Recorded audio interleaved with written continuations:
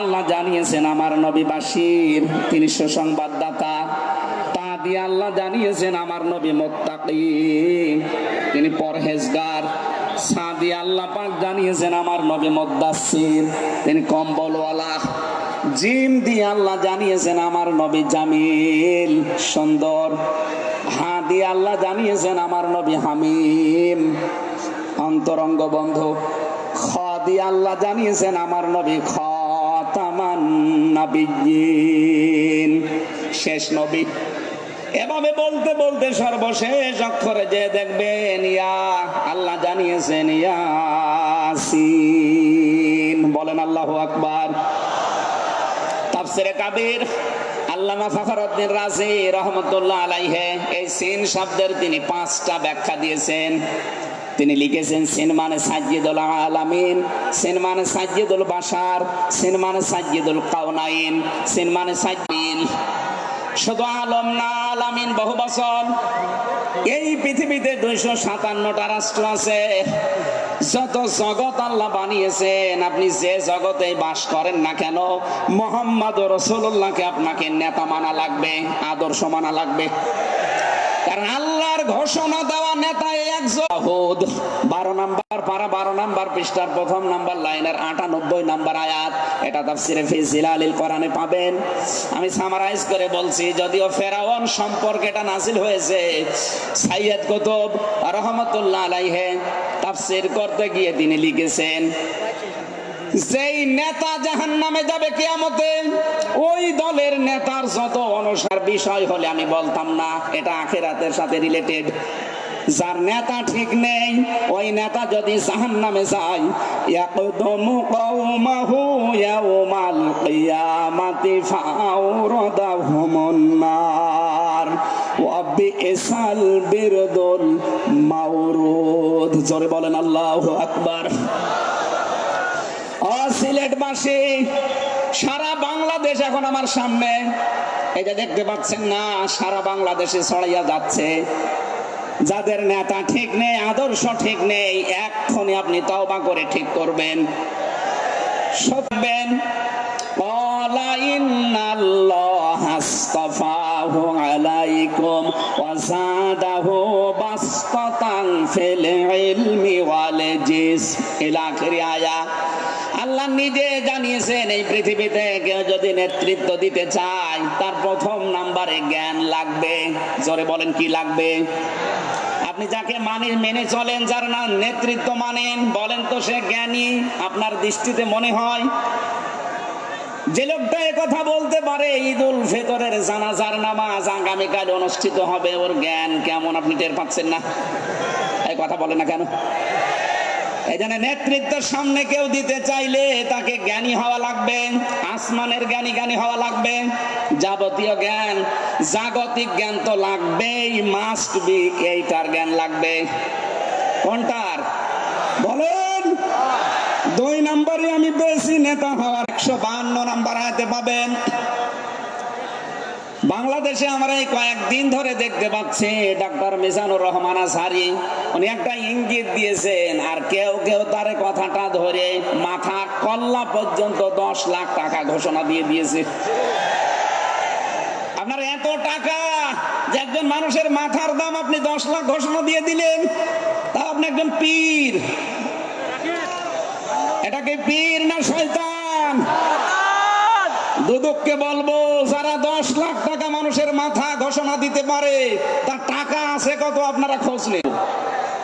আমরা 1.5 ঘন্টা 2 ঘন্টা কথা বলে একটা স্লিপার টান হলে সেইটা নিয়ে এই যে কেরামান কাতিবিন, উনি একটা কি বলতেছে বলে ফেলেছে। আরে ভাই, আমাদের বয়সই কত? আমার বয়স এখন 33, মিজান ভাই আমার 5 বছরের বড় মাত্র।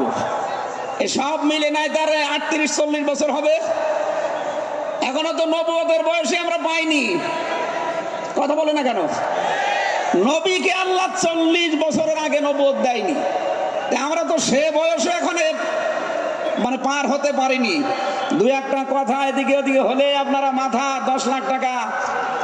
মাথা কি এত ফ্রি? বলেন। কেউ কেউ অলরেডি আবার বলেছে এরা ধর্ম ব্যবসায়ী। এই কথা যেই লোকটা জানিয়েছে মিজানুর রহমান আজহারীর নাম নিয়ে যে এটা ধর্ম ব্যবসায়ী, আপনার ঈমান চলে গেছে। কারণ মিজানুর রহমান আজহারীর নামের আগে একজন আলেম লেখা আছে, আল উলামা ওয়ারাসাতুল আম্বিয়া, আলেমরা নবীর ওয়ারিস। এই কথা বলেন না কেন? অনেক বড় দায়িত্ব তার মাথার উপরে। নবীজি জানিয়েছেন আনা খাবাল খাতামান নাবিয়্যিন লা নাবিয়্যা বাদি, আমি শেষ নবী, আমার পরে কোনো নবী নেই। এই কথার ভেতর একটা ইঙ্গিত আছে, নবী শেষ, তারপরে নবী নেই। অথচ আদম নবী থেকে শুরু করে হযরত ঈসা নবী পর্যন্ত আমরা দেখেছি এক নবী শেষ হওয়ার পরে আর এক নবীর উপরে এই দায়িত্ব এসে পড়তো। উম্মতের দায়িত্ব আমাদের শেষ দায় আমার আল্লাহর সাথে কথা বলে। হ্যাঁ, কথা বলেন না কেন?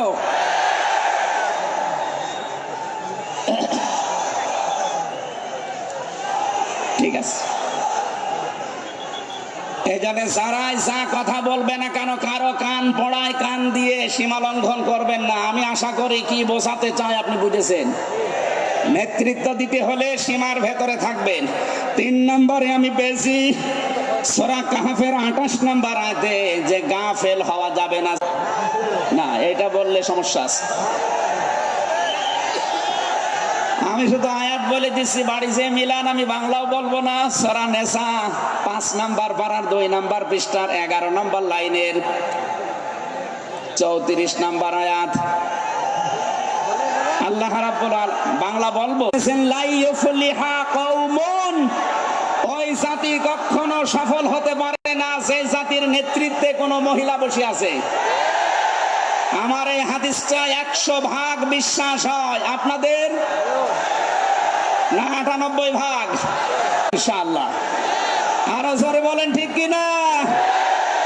5 নাম্বার পেয়েছি সূরা বাকারা 124 নাম্বার আয়াত, কোন জালেম নেতা হতে পারবে না। আমাদের থেকেই জুলুম আরম্ভ করেছেন, আপনারা থামবেন। আমরা সবাই মাজলুম এই দেশে, শুধু ওই 14 দল বাদ দিয়ে। সুতরাং আমরা এই মাজলুম গুলো যেন আবার জালেম হয়ে না যায়, তাহলে নেতৃত্ব দেওয়ার যোগ্যতা আমরা হারিয়ে ফেলবো। আল্লাহ যেন আমাদেরকে বাঁচান, বলেন আমিন। সূরা বাকারা আয়াত নাম্বার 208। আমরা একটা মাত্র আয়াত থেকে আজকে তাফসীর করার জন্য বসছি, আমার নির্ধারিত সময় পর্যন্ত যাব। এদিকে কি মানুষের চাপে, মানুষের চাপে এগুলো হচ্ছে নাকি? আপনারা একটু ধৈর্য ধরেন। আসলে এনাদের তো আর জায়গা নেই, আর মিল মহাব্বত রেখে আপনি তাকান, আগস্টের 5 তারিখের পরে তারা অনেকেই বেঈমান হয়ে গেছে। জাতীয় মসজিদের সাবেক ইমাম, কথা বলে না কেন? 5 তারিখের পরে পালিয়েছে, পৃথিবীর ইতিহাস পাল্টিয়ে দিয়েছে। আপনি কেন পালাবেন? কিছুদিন পরে জোর করে এসেছিল ইমামতি আবার করব, জনগণ জুতা দিয়ে পিটিয়েছে। পরের দিন স্ট্যাটাস দিয়েছে, জনগণ জুতা দিয়ে পিটিয়েছে, তাই কি আমার গায়ে লাগেনি। মানুষ কত নিচে নামতে পারে। তার বাবা তো একজন ভালো মানুষ ছিল, একজন আলেম ছিল, কি এসেছে আল্লাহ জানে। একটা জালেমাকে সে নাম দিয়েছে কওমি জননী। এই নামটা যেই দিন দেয় সেদিন জেলখানায় ওনার নামে বদদোয়া হয়েছে। মাওলানা মামুনুল হক সহ যত আলেম ছিল আমরা এক জায়গায়, ওনারা বলছিল যে করলো কি। হেফাজত ইসলামের 13 সালে এতগুলো মানুষ হত্যাকারী যার হাতে রক্ত লেগে আছে, আর সেই লোকটাকে নাম দিয়ে দিল কওমি জননী। আমাদের মাথা কাটা গেল। এরকম হাজারো আলেম, হাজারো পীর, হাজারো মুসলমানের দেশে ঈমান রাখতে পারে নাই। তারা ইসলাম অর্থে তোমরা পুরাপুরি ইসলামে প্রবেশ করো। এখন আমরা যদি প্রশ্ন করি পুরাপুরি ইসলামে প্রবেশ করার অর্থ কি, কোরআন শরীফ থেকে আমরা ব্যাখ্যা বিশ্লেষণ দিয়েছি যে 5টা বিষয় যখন দেখবেন আপনার 1 নাম্বারে আপনার চরিত্র উন্নত হয়েছে, 5 নাম্বারে আপনার লেনদেনে স্বচ্ছতা এসেছে। এই 5টা কাজ যখন আপনি দেখবেন তখন মনে করবেন যে আমি ইসলামে পরিপূর্ণ প্রবেশ করেছি। এখন বলেন তো আপনার কি 5টা কাজ পরিপূর্ণ হচ্ছে? আত্মসমর্পণ 1 নাম্বারে আপনাকে করা লাগবে আমার আল্লাহর সামনে। কার সামনে? এটা দেখিয়েছেন আমাদের জাতির পিতা হযরত ইব্রাহিম। ইয ক্বালা লাহু রাব্বুহু আসলিম ক্বালা আসলামতু লিরাব্বিল আলামিন। তিনি শেষ করেননি, তিনি ডাক দিয়েছিলেন ইন্তেকালের আগে তার সন্তানদেরকে। ووصى بها إبراهيم بنيه ويعقوب يا بني إن الله اصطفى لكم الدين فلا تموتن إلا وأنتم مسلمون। হযরত ইব্রাহিম আলাইহিস সালাম এবং ইয়াকুব এই দুইজন নবী ইন্তেকালের আগে তার সন্তানকে ডাক দেন, হে আমার কলিজার টুকরার সন্তানেরা, ইন্নাল্লাহ আস্তাফা, যে তোমাদের জন্য আল্লাহ একটা দিন মনোনীত করেছেন। কি মনোনীত করেছেন? দিন কি? এ রাতের পরে যেটা আসবে ওই দিন। বলেন বলেন। কবরে গুরুত্বপূর্ণ যে প্রশ্নগুলো তার ভেতরে এটা একটা। ওসিয়ত করছিল ইন্তেকালের আগে, আল্লাহ তোমাদের জন্য একটা দিনকে মনোনীত করেছেন, সেই দিন হচ্ছে ইসলাম। জোরে বলেন সুবহানাল্লাহ। ইন্নাদ-দীনা ইনদাল্লাহিল ইসলাম। অবশ্য ৪,৫০০ ধর্মের কোন দিনের উপরে, ধর্মের উপরে আমার আল্লাহ রাজি নেই, খুশি নেই, তিনি পছন্দ করেন না। একটাই মাত্র দিনকে তিনি মনোনীত করেছেন, পছন্দ করেন, তার নাম ইসলাম। ওয়ামাইয়াবতাগি গায়রাল ইসলামি দীনান ফালা ইউকবালা মিন ওয়া হুয়া ফিল আখিরাতি মিনাল খাসিরিন। সূরা আলে ইমরান ৩ নম্বর পারা ২০ নম্বর পৃষ্ঠা ৪ নম্বর লাইনের ৮৫ নম্বর আয়াতে আছে, এ পৃথিবীতে কেউ যদি ইসলাম বাদ দিয়ে অন্য কোন নিয়ম নীতি, অন্য কোন দিন অনুসরণ করে, ফালাই ইউকবালা মিন, জীবনে আর কোনো কিছু আল্লাহর দরবারে কবুল হচ্ছে না, হবে না।